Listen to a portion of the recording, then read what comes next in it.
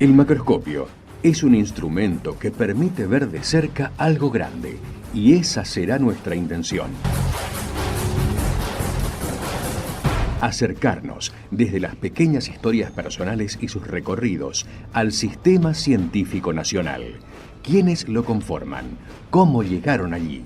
¿Desde dónde partieron? ¿Qué obstáculos tuvieron que sortear? Son solo algunas de las preguntas que estaremos contestando en nuestro programa. Les invitamos a escuchar estas trayectorias y a sus protagonistas.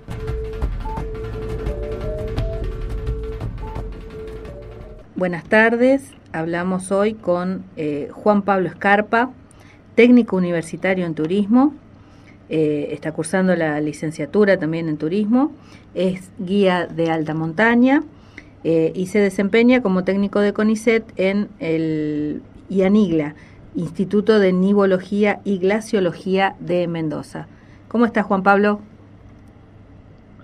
¿Qué tal? ¿Cómo estás, Sandra? Buenas tardes. Buenas tardes. Gracias ahí por la presentación. Cortita, muy cortita, porque había mucho para contar, pero bueno, de eso te vas a encargar vos. Dale. Contame, Juan Pablo, un poquito cómo decidiste esta disciplina, el turismo, la alta montaña, cómo viene ese recorrido en tu vida.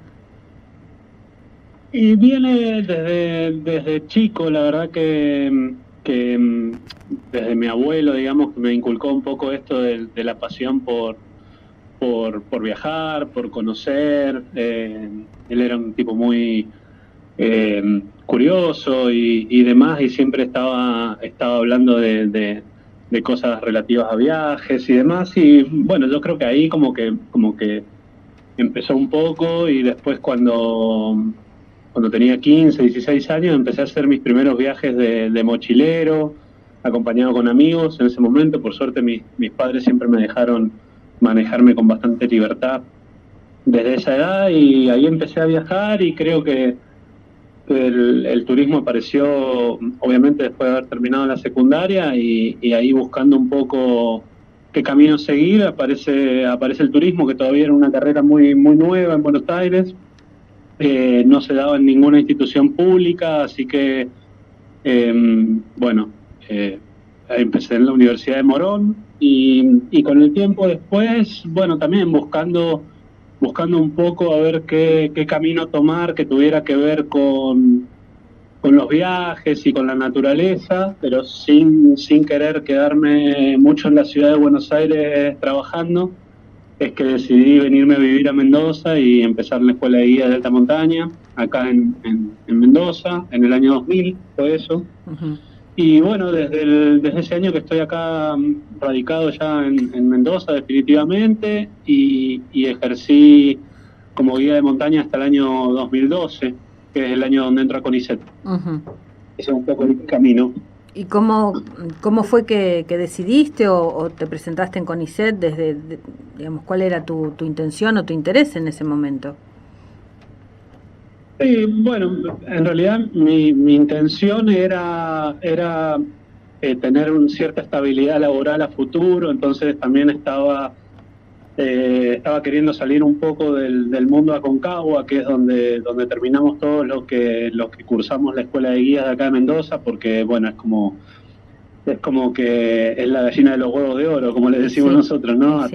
El Cerro Aconcagua atrae toda la fuerza de trabajo y todo el interés de la comunidad montañista, por así decirlo. Entonces es muy difícil que si te recibís en la escuela de guía de acá de Mendoza no trabajes en el Aconcagua. Es como la escuela de todos nosotros. Uh-huh. Pero bueno, hay cierta inestabilidad laboral, uno no trabaja por cuenta propia, no hay mucho futuro, digamos, no se puede. También hay una cierta vida útil, por así decirlo, un cierto límite hasta donde da el cuerpo para seguir haciendo ese trabajo. Entonces, en algún momento uno busca un poco estabilizarse en algún sentido. Y ahí fue que apareció el llamado concurso para un cargo de CPA, que en ese momento estuvo como muy orientado, tuvo una orientación muy fuerte a la montaña, a la logística, a la seguridad en el terreno y demás, porque hacía muy poquito tiempo ya se había sancionado la ley de glaciares, entonces estaba, por esos años, 2011, 2012, se estaba formando el grupo que después fue el encargado de realizar el Inventario Nacional de Glaciares, y en el marco de esa convocatoria es que me llaman a mí buscando específicamente un guía de alta montaña que pueda salir al campo con los investigadores y con los becarios que iban a tener a cargo la tarea de realizar el inventario. Así que en eso trabajé casi 5 o 6 años, casi 7 años fueron de trabajo de campo permanente desde La Quiaca hasta Ushuaia, bueno, mirando glaciares, sacándole fotos, yendo a verlos, estudiarlos. La verdad que fue un proyecto muy muy lindo. Bueno, tuviste mucha suerte además porque justo complementaste tu formación, tu pasión con algo que generó el trabajo. Está bueno eso. Es un privilegio. Tal cual, sí. Y ahora sí, la verdad que sí. Y ahora estás... Sí, cada vez que estoy en el campo y pienso eso, justamente lo que acabas de decir, ¿no? Que soy un privilegiado, porque pude hacer lo que a mí me gusta y también tratar de llevarlos para el lado de, digamos, como darle a algo, un condimento más, ¿no? Y es lo que me apasiona, así que sí, soy un privilegiado. Bien. ¿Cómo es tu trabajo específico cuando salís a campo con los equipos de investigación? Bueno, el trabajo hay un trabajo previo y después hay un trabajo en el campo propiamente dicho. En el trabajo previo varía mucho de acuerdo a las características del trabajo que se vaya a hacer, pero normalmente es encargarse un poco de la logística, del diseño del itinerario, digamos, es una charla permanente con el investigador y con las personas que conforman el grupo de trabajo, y ahí a uno le explican qué es lo que hay que hacer específicamente, y en base a eso uno va diseñando un itinerario que tiene que ser seguro y bueno, y encargarse de la compra del material, compra de equipo, compra de comida, revisión de todo el equipo específico de montaña, puesta a punto de todo el equipamiento, de vehículos a veces. Bueno, un poco encargarse de tener todo listo y en perfectas condiciones para cuando se sale al campo. Y después en el terreno, lo que se hace es un acompañamiento también, uno como que mete mano. Por suerte está bueno eso de poder trabajar en un equipo, que uno empieza a aprender de un montón de otras disciplinas, ¿no? Entonces uno trata de ayudar, de colaborar, y a la vez hace un trabajo, gestiona un poco el riesgo, digamos. A mí me gusta hablar de gestión del riesgo. Tratar bajándolo al castellano, es tratar de que nadie se rompa la cabeza, pero uno trata de tener como una visión de por fuera del equipo de trabajo, del lugar donde uno se está metiendo, de qué puede llegar a ser en el caso de que le pase algo a alguien, las vías de escape, plan B, plan de contingencia, bueno, conocimiento de primeros auxilios, como que se involucra en un montón de cosas. En definitiva, el objetivo es poder hacer el trabajo, lograr el objetivo y volver sanos y salvos a la casa, pero ahí hay como muchas cosas en el medio de eso para que eso pase, ¿no? Se ponen en tus manos, así, lisa y llanamente. Sí, hay algunos, los que quieren. Sí. No, viste cómo son, a veces los investigadores son un poco reacios a que otros tomen decisiones por ellos, pero bueno, uno trata de cuidar la integridad de todos los que vamos al terreno, y un poco ese es el objetivo, como te digo. ¿Y sentís que está valorado tu trabajo como tal o pensás que no tanto? Y cuesta, me cuesta sentirlo como valorado. Yo creo que, no mi trabajo específicamente, yo creo que se subestima mucho el trabajo de campo. Yo creo que hay como una visión bastante romántica de lo que es el trabajo de campo. Creo que el investigador, la parte de ir al campo la toma como esas vacaciones que tiene, ¿no? Entre todo el trabajo de gabinete y de oficina que tiene que hacer, está un poco esta visión de, uy, qué bueno, vamos a salir al campo, qué lindo, nos vamos unos días Vamos a pasear, montaña, claro. la vamos a pasar bien, y entonces como que no se le escapa todo lo otro, nunca piensa en el qué puede llegar a pasar si pasa tal o cual cosa. Entonces un poco mi función es esa, es como también mostrarles un poco la realidad, y a veces eso como que les baja un poco las pretensiones del trabajo, no sé cómo decirlo. Sí, no, por ahí entonces, no, lo que decías vos, ¿no? Es mostrarles dónde van a estar, dónde están pisando sus pies, porque son terrenos altamente agrestes y complicados, ¿no? Para transitar. Totalmente, imagínate que nosotros trabajamos en glaciares, entonces hay muchas cuestiones técnicas que tienen que ver con el tránsito en glaciar. Trabajamos también en altura, tenemos, no sé, un glaciar en San Juan que lo tenemos que monitorear 2 veces por año y está a 5.200 metros. Claro. O sea, también nos manejamos en lugares muy inhóspitos, muy altos, y bueno, todo ese condimento de todas esas cosas que uno puede, digamos, sufrir o está expuesto a padecer en esos ambientes, bueno, a veces se subestima un poco. Uh-huh. Ahora me decís que, bueno, obviamente con la pandemia no habrán podido salir, pero bueno, estamos recuperando espacios y tiempos, así que tenés campañas previstas para el futuro inmediato.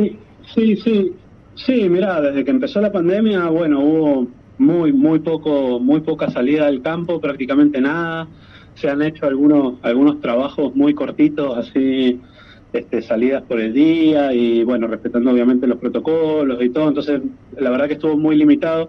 Ahora se está empezando a reactivar, por suerte, hay bastantes trabajos en carpeta. Ahora la semana que viene justo estoy saliendo de una campaña muy cortita acá en la zona de Uspallata, y después para octubre ya empiezan las campañas a Patagonia. Nosotros, el instituto nuestro trabaja mucho en Patagonia, en la zona de Calafate y Chaltén, que sería como nuestra segunda casa o nuestra segunda oficina, por así decirlo, porque casi todos los grupos que trabajan en el instituto tienen algún trabajo, algún proyecto que tiene que ver con aquella zona de la Patagonia, así que siempre vamos por lo menos 2 o 3 veces por año para Santa Cruz. Bien. Y sí, se está reactivando, por suerte, así que esperemos que mejore la situación y que se pueda volver un poco ahí a los carriles normales.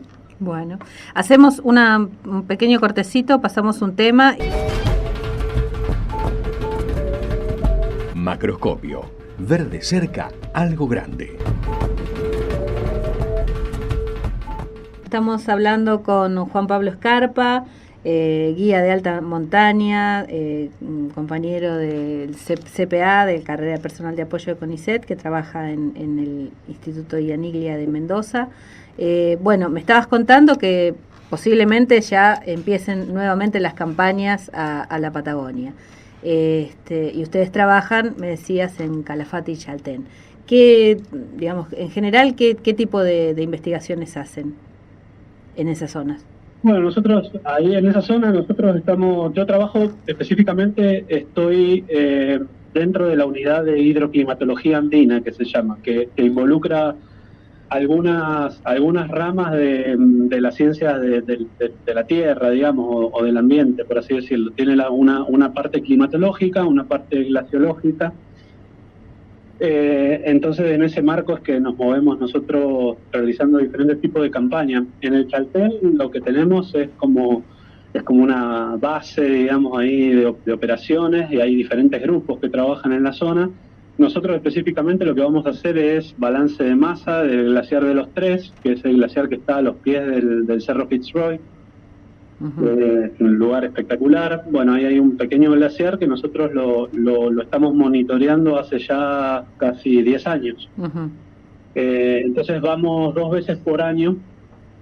Vamos cuando el glaciar está en su máximo punto de ablación o de derretimiento, digamos, que esto es al final del verano, y después vamos al final del invierno, que es cuando el glaciar muestra su mayor acumulación de nieve, Ujú. todo lo que precipitó el invierno.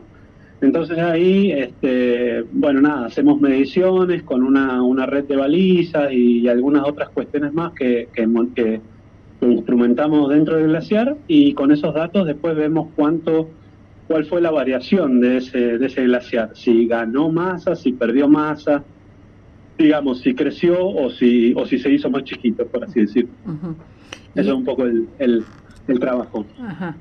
Y en estos años, ¿has notado cambios así a simple vista? Ya no hablo de resultados de la investigación, sino a simple vista. ¿Vos notaste cambios en el ambiente, en el contexto donde te movés? Sí, muy marcados los cambios, la verdad. Sí, no solo en Patagonia, acá en Andes Centrales también. Para empezar, lo primero que uno se da cuenta son las temperaturas, ¿no? Uh-huh. Hay temperaturas extremadamente altas para los meses, por ejemplo, ahora en septiembre, acá en la alta montaña mendocina, hay temperaturas que antes se veían en noviembre. Uh-huh. Y bueno, eso como a simple vista. Y después, obviamente, sí, los glaciares, el retroceso de algunos glaciares en particular se pueden observar a simple vista, se ven los cambios, porque ya te digo, nosotros vamos todos los años al mismo glaciar durante 10 años, y si antes nosotros nos poníamos los grampones en el punto A, ahora nos tenemos que poner los grampones en el punto B, que está 50 metros más arriba. Claro. Entonces todo eso es hielo que perdió el glaciar en estos 10 años, claro. Para darte un ejemplo, ¿no? Uh-huh. Muy burdo, pero sí, es impresionante los cambios que uno puede observar yendo todos los años 1 o 2 veces al mismo sitio. Uh-huh. ¿Cómo impacta todo esto en las comunidades, digamos? ¿Les llega esta información? Bueno, quizás no necesitan la información porque viven ahí y lo perciben diariamente. Digo, pero ¿cómo es este camino, digamos, de todo este bagaje de información, datos e investigación aplicado a la información, a la comunidad o a las políticas públicas, llegado el caso, o ambientales? Sí, mira, muy interesante la pregunta. La verdad que nosotros,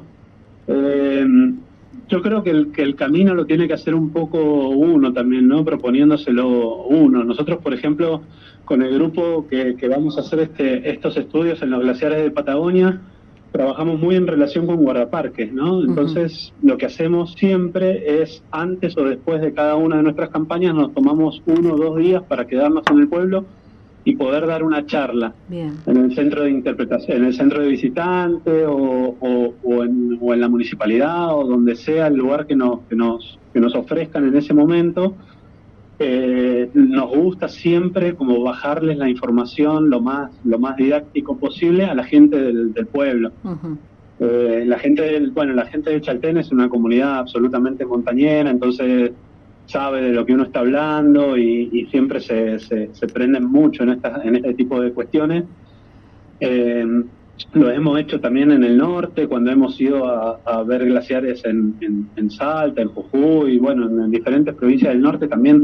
Siempre nos gusta como bajarle un poco cuál es la situación actual o cuál es la información que nosotros podemos ver así en grandes líneas de la situación de los glaciares o de los ríos o de lo que sea que le interese a esa comunidad, ¿no? Entonces es un trabajo que la transferencia, digamos, el trabajo de docencia que uno hace también me parece que es una pata súper importante dentro del tema científico. No es solo que traerse los datos y después procesar los datos y escribir papers, sino dejarle algo a la comunidad que vive abajo de esos glaciares, que en definitiva va a ser la que está sufriendo y va a ser la que va a sufrir todo el cambio climático, ¿no? Exacto, sí, no, eso es fundamental, por eso me parece muy valioso que se tomen su tiempo precisamente para charlar o para contarles su experiencia a los pobladores, porque como decís vos, a veces esas cosas se le escapan, ¿no? al común de la gente, por ponerle algún nombre, porque bueno, no todos tienen acceso o no les interesa o no pueden leer una revista científica o escuchar o participar en un congreso. Entonces por ahí para la gente de a pie esta información es básica, pero ya te digo, no es más que por ahí ratificar algo que ya están observando y percibiendo en su experiencia, ¿no? Y otra cosa que me parece súper importante también para los investigadores, para todos los que trabajamos en ciencia, es el feedback que nos puede dar la comunidad, ¿no? Exacto. En este caso es súper interesante escuchar lo que los pobladores tienen para decir. Uh-huh. Los tipos a veces te dicen, ese glaciar que se ve ahí, bueno, antes era 10 veces más grande, o claro. sea, no tienen por ahí las formas de medición que tenemos nosotros, y no tienen por ahí todo el bagaje de información, pero te dicen, lo tienen clarísimo. Antes había un glaciar y ahora ya no está más. Claro, y bueno, todo eso es como súper enriquecedor también para saber cómo ha cambiado el paisaje, cómo ha cambiado el ambiente, y bueno, y esa charla con las comunidades para mí es súper enriquecedora. Uh-huh. ¿Y cómo te asimilás los cambios tan diferentes de paisajes, ¿no? Porque, bueno, de paisajes y de terrenos, porque, bueno, hablamos de Aconcagua, Chaltén, Calafate, pero también hablaste de Ushuaia, hablaste de La Quiaca, digamos. ¿Cómo se mueven en esos lugares?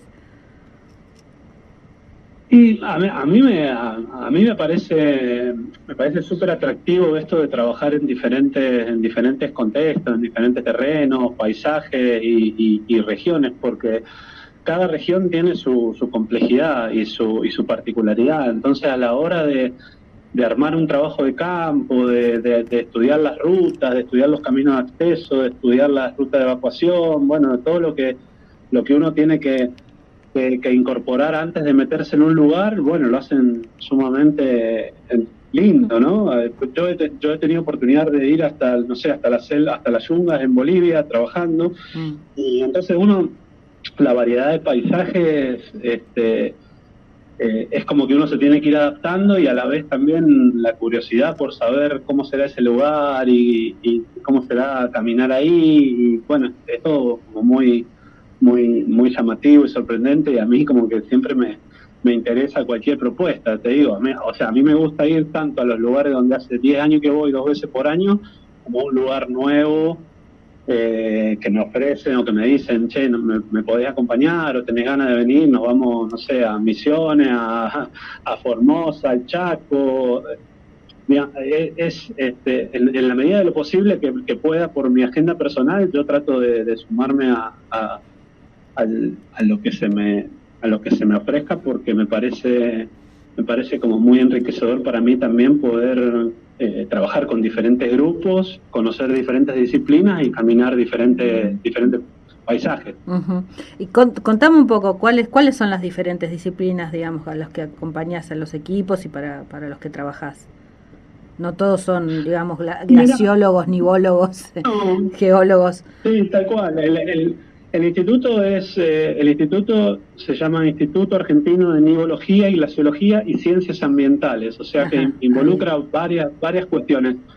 Yo he tenido oportunidad de trabajar con paleontólogos en Talampaya, en el Valle de la Luna. He tenido oportunidad de trabajar con dendrocronólogos, que son las personas que estudian reconstruyen un poco el clima pasado a través de los anillos de los árboles. Uh-huh. O sea, se va al terreno a tomar muestras de diferentes especies de árboles, y a través de lo que nos cuentan los anillos de los árboles se puede estudiar eventos del pasado, como grandes inundaciones o grandes sequías o derrumbes, bueno, un montón de cuestiones que nos muestra el terreno a través de lo que va, de toda la información que va recopilando el árbol. Eso es súper interesante. Y con ese grupo, por ejemplo, yo he ido hasta Bolivia, hasta la selva boliviana. Hay grupos que trabajan en Perú, que bueno, no tuve oportunidad de ir, pero llegan hasta Perú, en todo el altiplano. Después está toda la parte de meteorología, que también se trabaja mucho. Bueno, hay diferentes grupos que estudian el agua tanto de acá de la ciudad como de los ríos de montaña, como de lagos y demás cuestiones. Y bueno, después está toda la parte glaciológica, que eso, bueno, es como lo que más requiere por ahí trabajo de campo. Bien. Tu abuelo estaría recontento. Mirá, empezaste como guía con turismo y mirá hasta dónde te llevaron. Mirá, ¿viste? Y bueno, uno nunca sabe para dónde las decisiones que va tomando en la vida lo van llevando a lugares que uno ni se imagina, pero bueno. Bueno, hacemos un cortecito, otro tema musical y volvemos a... Macroscopio, la ciencia en su laberinto. Seguimos hablando con Juan Pablo Escarpa, técnico de CONICET, que trabaja en el IENILIA de Mendoza y nos está contando todos sus recorridos por diferentes territorios, escalando y buscando información sobre diferentes temas ligados al ambiente. ¿Cómo es escalar, Juan Pablo? ¿Cómo fue tu experiencia escalando? Bueno, escalando empieza, digamos, mi primera experiencia, por así decirlo, subiendo un cerro o escalando fue en Bariloche, uh-huh. Como la mayoría, creo, ¿no? Que con amigos, subiendo un cerro en Bariloche y bueno, viviendo eso de ir a un refugio de montaña, llegando a la cumbre de un cerro y demás, y ahí como que empezó mi camino por el ascenso de montaña y la escalada propiamente dicha. Después uno se va profesionalizando, como que lo hace mucho más a conciencia. Ya cuando entré en la escuela de guía, bueno, uno empieza a estudiar eso en profundidad, porque en algún momento uno va a salir de ahí formado para llevar grupos de gente a montañas, ¿no? Uh-huh. Entonces uno ya empieza a incorporar otras herramientas y lo hace más a conciencia, pero como creo que como la mayoría empezó un poco inconscientemente, ¿no? Haciendo culipatín en el Tronador o subiendo el Cerro López por lugares donde no se podía y jugándose un poco la suerte. Sí. Ahora, has escalado la Aconcagua, obviamente. Sí, trabajé 12 años en Aconcagua. Trabajé 4 años como guardaparque mientras estaba estudiando en la escuela para ser guía de montaña, y cuando me recibí de guía empecé a trabajar en una empresa guiando expediciones comerciales de extranjeros. O sea que conoces el terreno. Sí. Es como mi casa, la conozco mejor que algunos rincones de mi casa. ¿Ahora hace mucho que no vas por allí o últimamente en estos trabajos que me contabas no están tomando esa montaña? No, mira, justo, bueno, a la cumbre hace 8 años que no voy. Pero a la Aconcagua estuve justo antes de la pandemia, 5 días antes de que se cerrara todo por el COVID. Estuve en el campamento base en Plaza de Mula, estuvimos ahí haciendo trabajo también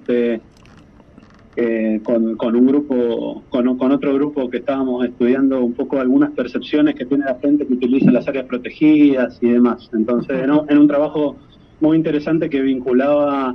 Es un trabajo porque todavía se está por publicar, pero es un trabajo muy interesante que vincula un poco cuál es la percepción que tiene la gente sobre las especies de vegetación exótica, y mezcla algunas cuestiones también de turismo y demás, así que estuvimos ahí haciendo encuestas. Bien, interesante también eso. Sí, ahí, por eso te digo, van apareciendo, a medida que hablamos van apareciendo nuevas cosas que se hacen y sí, hay mucho trabajo. Sí, porque aparte esas zonas, digamos, también, bueno, todas estas zonas que vos contás, que son tan impactantes a nivel visual, también tienen una intervención humana más allá de las cuestiones por ahí de explotación o de empresarial o minería o aguas, en fin, el tema del turismo, ¿no? Que también es una presencia que, bueno, tiene su lado positivo y también sus grises, ¿no? Sí, totalmente. Bueno, Aconcagua es como un caso emblemático, ¿no? En el que hay una explotación comercial de un ambiente de montaña que a veces, bueno, está un poco mal manejado o desregulado en algún punto y está bueno estudiarlo también, ¿no? Saber Sí. cómo se comportan esos ambientes ante la carga que uno le presenta, ya sea de ganado, en este caso las mulas, la gente, los Ujú, campamentos, el manejo del agua, bueno, hay un montón de variables. Sí, ujú. súper interesante. Sí. Eh, Contame alguna experiencia o digamos algo que recuerdes en todos tus viajes, algo que te haya impactado. Puede ser, no sé, una situación personal o un paisaje o algún momento de todas estas aventuras tuyas que son tu trabajo. Eso es lo bueno. Eh, sí, mira, por suerte no he tenido, no me han pasado muchas cosas así que uno pueda que uno pueda llegar a contar que sean como atractivas, pero sí me llamó mucho la atención en este viaje que te comentaba a la selva boliviana, bueno, entrando por Bolivia, pero es un pueblito muy chiquito en Salta que se llama Los Toldos, Ujú. que queda es como la puerta de entrada al Parque Sí, Nacional Baritú. sí, sí. Bueno, ahí nosotros tuvimos que hacer habíamos ido con toda una serie de papeleo y de permisos que nos habían dado los guardaparques para poder trabajar, para poder sacar muestras de unos nogales que hay gigantes y bueno, estuvimos ahí, llegamos con varios días de anticipación por suerte y, y ahí los guardaparques nos dijeron que, bueno, que eso que nosotros habíamos tramitado como que servía, pero hasta cierto punto. Los guardaparques sí nos dejaban entrar, pero ahora había que pedirle permiso a las comunidades. Ah, Entonces fue muy interesante el camino que tuvimos que hacer hasta llegar a hablar con un cacique, con un referente de una de las comunidades que está dentro del mismo parque. Ahí bueno, nos encontramos una tarde sentados todos alrededor de una mesa con este señor, con este cacique de ese pueblo que después de media hora de escuchar lo que íbamos a hacer y el trabajo que queríamos hacer y para qué queríamos las muestras y demás, él nos iba a dar el sí o el no, digamos, y si era ujú, no, era no, había ujú. que volverse a la casa. Eh, habíamos tenido que cruzar a otro país bueno, hacía más de 15 días que estábamos viajando por todo el norte y si este señor nos decía que no podíamos tocar esos árboles, bueno, nada, había que volverse Ujú. y obviamente que íbamos nosotros con todo el respeto del mundo de saber que ese es su territorio, que esos son sus árboles y que si él decía que no, era no, Ujú. pero bueno, también estaba como toda esa incertidumbre, ¿no? Ahí de... Nada, fue una charla muy cordial, le explicamos todo, el señor dijo, bueno, obviamente dijo que sí, pero nunca había estado en una situación semejante y siempre lo cuento como algo que me llamó la atención porque jamás me imaginé que era algo tan solemne y no el pedir permiso a las comunidades. Bueno, hay que tener muchas cosas en cuenta a la hora de ir al campo. A veces uno se cree a veces uno se cree también en este ambiente como trabaja en ciencia un poco omnipotente Ujú. y se cree que puede entrar a cualquier lado solamente porque es investigador de CONICET, ¿no? Claro. Y Bueno, no, a veces no. estaba pensando al revés, ¿no? Digo, en cuántas situaciones similares habrá estado ese cacique? O sea, ¿cuántos le habrán pedido permiso? Y no sé, mirá, no sé si muchos irán hasta ahí donde fuimos nosotros a querer perforar un árbol para sacar una muestra. Como que este señor nos pidió ver también los instrumentos, ¿no? Hay unos instrumentos muy pequeños que se llaman barrenos, que son los que sacan la muestra del árbol, que es Ujú. como un taladro manual, Sí, digamos. sí, sí. Y, y bueno, y él nos preguntaba si eso le hacía daño al Claro, árbol. obvio. Mm. Y nosotros nos mirábamos como, y sí, y bueno, sí, o sea, es invasivo, para el árbol es invasivo, lo que tenemos que estar, o sea, le explicábamos como, él lo tomaba como si le fuéramos a hacer algo a una persona de su comunidad, Y es y que, esa relación que tiene esta gente con la tierra a mí me pareció, me voló la cabeza, porque ujú, nosotros es como que nos subimos a la camioneta diciendo, bueno, vamos a barrenar nogales y claro. bueno, y uno hace el agujero y se va a su casa y deja el árbol ahí, pero esta gente lo tomaba y después esa herida se sana, se cierra, nos preguntaba, claro. ¿no? Pone en peligro la tremendo. vida de la especie, claro, Sí, del ejemplar, ¿no? Seguro, y sí. aparte de como me decís Sí, vos, sí, si él era... quería saber, él quería saber hasta si le dolía al árbol, ¿no? Era Ujú. como algo muy, muy, muy personal y con mucho sentimiento. Y bueno, a veces es difícil salir de la estructura del investigador y tomar dimensión de qué es lo que esta persona quiere saber, ¿no? Entonces, bueno, nada, eso fue muy interesante. Ya Me lo quedó creo. ahí como... Y en el norte pasa mucho eso. Ha habido otros casos que no me pasaron a mí, pero le pasaron a compañeras, a colegas también, y las comunidades, es como que hay que tener muy en cuenta las comunidades en el norte argentino. Obviamente, es su territorio además. Más allá de que sea un Es un parque. territorio, pero Mm, claro, pero tienen otra concepción de todo, ¿no? todo, De otra la tierra, del cosmovisión, paisaje, de los obviamente. tiempos, de todo. En Patagonia eso no pasa porque en Patagonia vos tenés como gente que se estableció ahí Ujú. bueno, debe pasar con los mapuches, por Claro, ejemplo, eso te iba a decir, pero no las me ha tocado comunidades trabajar ahí. mapuches son Sí, también. Sí, sí, sí, sí, todo en sí, general, todos los pueblos originarios tienen otra relación completamente sí. distinta con la tierra. Vamos a un corte y escuchamos otro tema musical.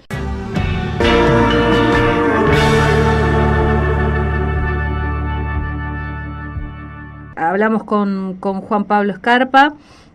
Estamos hablando de sus viajes, nos acaba de contar una anécdota muy interesante en el norte, con una comunidad para ingresar a sus territorios y tomar muestras de árboles añosos. Eh, un poquito pensando en un futuro inmediato, digamos, dentro de tu instituto, digamos, ¿cuáles son tus perspectivas, tus deseos? ¿Querés seguir haciendo lo mismo? ¿Reforzar alguna parte de tu formación? Digamos, ¿para dónde va Pablo ahora? Qué buena pregunta. ¿Para dónde irá, no?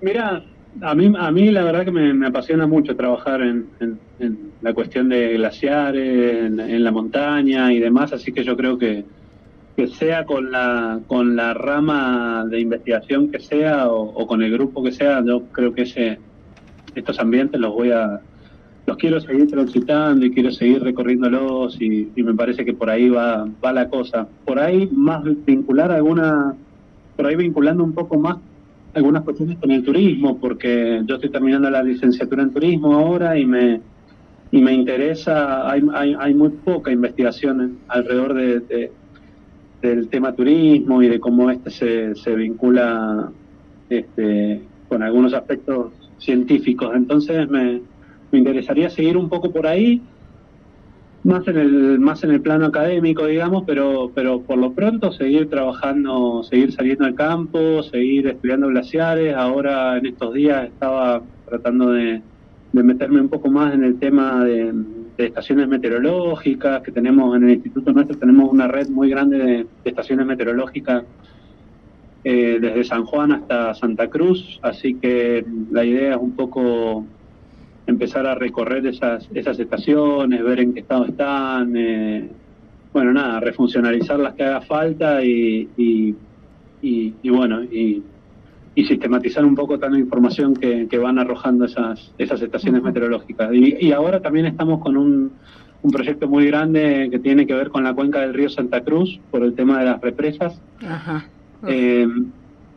Hay una empresa que se está haciendo cargo de financiar todo lo que es el estudio de la cuenca alta del río Santa Cruz, digamos, todo esto involucra las nacientes del glaciar Perito Moreno y demás, así que ahí también vamos a poner una serie de estaciones meteorológicas y a instrumentar el glaciar, y bueno, es un trabajo muy grande que se tiene que hacer en los próximos 3 años, y en eso bueno, también me va a llevar parte del tiempo.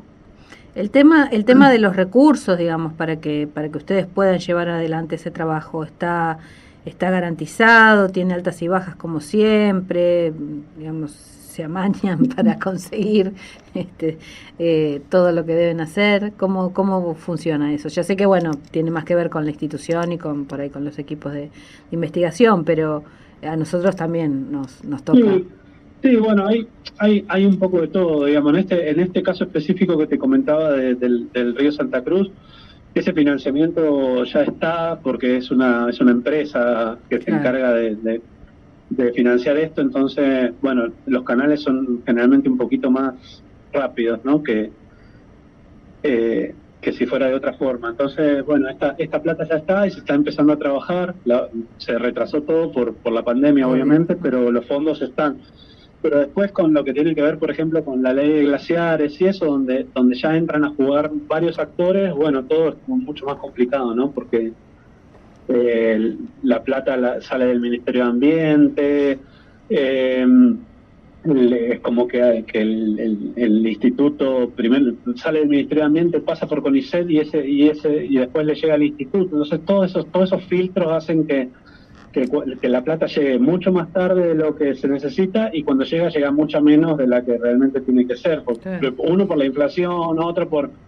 ¿no? Hay muchas cosas que pasan en el medio y aparte hay muchos actores que son políticos, entonces con los cambios de gobierno y lo que sufrimos en los últimos años de que el Ministerio de Ambiente pasó a Secretaría, ahora volvió a Ministerio y todo esto como que influye muchísimo y la verdad que se hace muy complicado llevar un cronograma a tiempo, ¿no? Así que bueno, nada, es como que cada proyecto es un mundo y generalmente está bastante complicado conseguir fondos. Bien, igual, bueno, obviamente le seguimos poniendo todo el empuje, todas las fichas a la tarea, obvio. Sí. Sí, eso siempre, pero bueno, se nota bastante el desfinanciamiento en algunos temas, ¿no? Por ejemplo, ayer estaba hablando con un compañero el tema del parque automotor de nuestro instituto. O sea, hace 5 años atrás teníamos 10 camionetas, 12 camionetas, y hoy por hoy hay 4 operativas. Claro. ¿Y ustedes los viajes los hacen en camioneta o van en aéreos y después en territorio? No, los viajes se hacen en camioneta. El 95% de los viajes se hacen en camioneta. Algún aéreo habrá en algún proyecto específico, pero todo se trabaja desde Mendoza en camioneta. O sea que es fundamental que haya camionetas y en estado, claro. Claro, en este momento tenés 50, 60 personas queriendo salir al campo y 3 vehículos operativos. Claro. Esa es la realidad hoy, 22, 23 de septiembre.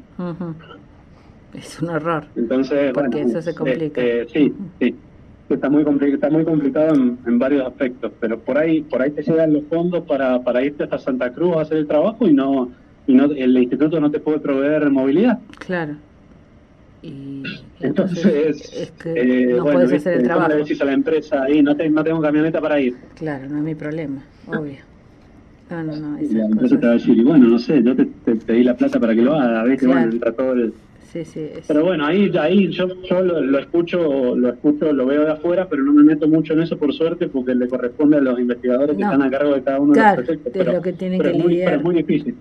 Claro, porque también para ellos tienen que lidiar con esas cuestiones que los perjudica, obviamente, no solo en sus investigaciones, sino también en los tiempos y en la organización y todo. No es que uno, como vos comentabas antes, en los momentos que van, no es que decía, bueno, no voy ahora, voy el mes que viene. No, ya el mes que viene no puedo decir. No, porque hay que cumplir con un cronograma, uno se compromete a seguir un cronograma y a hacer diferentes tipos de trabajo.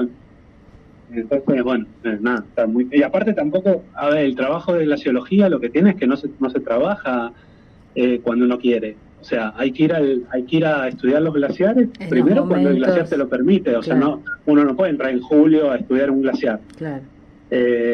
Entonces hay que ir 2 veces por año y son muy acotadas las fechas en las que uno puede ir. Y si justo en esa ventana que uno tiene que realizar el trabajo no está la plata, no están los fondos, no hay camioneta y bueno, ya uno pierde un año glaciológico, que se llama. Se tiene que esperar todo un año hasta poder visitar el glaciar en las mismas condiciones. Y bueno, eso hace muy difícil todo. Sí, eso es moneda corriente del tema de los recursos. Lamentablemente sí.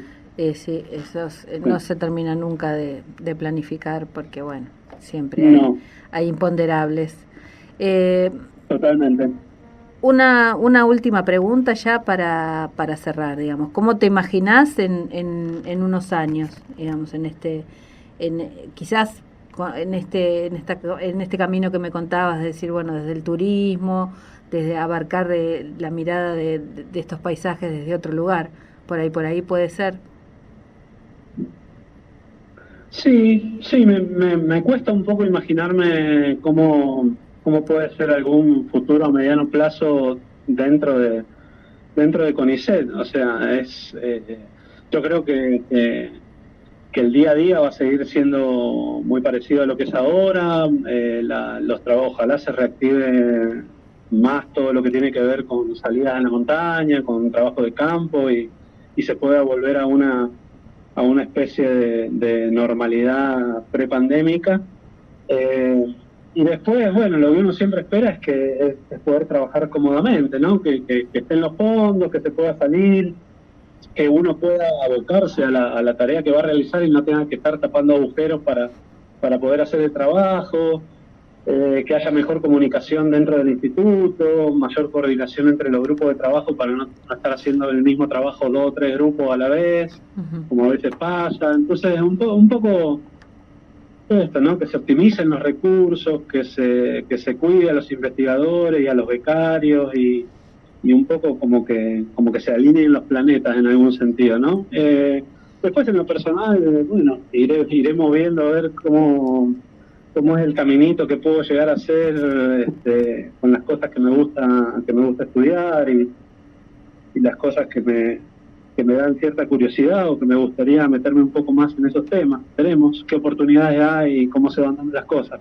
Bueno, esperemos que salga todo y que se te abran nuevos proyectos hacia arriba y hacia el costado y hacia otros lados. Hacia arriba siempre. Hacia arriba siempre. Bueno, Juan Pablo, te agradezco muchísimo todo este tiempo y todo lo que nos contaste, realmente muy interesante y bueno, ayuda también primero y sobre todo a poner en valor el trabajo de los técnicos dentro del CONICET, algo que está lamentablemente muy invisibilizado.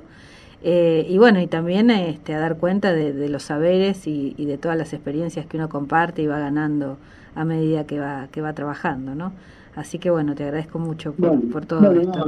No, el agradecimiento es mío por haberme invitado a contar un poco cómo es mi trabajo y cuál es la realidad del instituto en el que estoy y charlar un poco de estos temas que son apasionantes y que ojalá podamos seguir haciendo ciencia de calidad por muchos años más. Ojalá, que así sea. Bueno, un abrazo, Juan Pablo, y estamos en contacto. Sandra, gracias. Un abrazo, que sigan bien. Saludos. Chao. Hoy escuchamos de Pink Floyd, High Hope, Comfortably Numb y Eclipse. Nos encontramos el próximo lunes a las 18 horas. Aquí en Macroscopio conduce Sandra Nicosia, operación técnica Beco Blanco.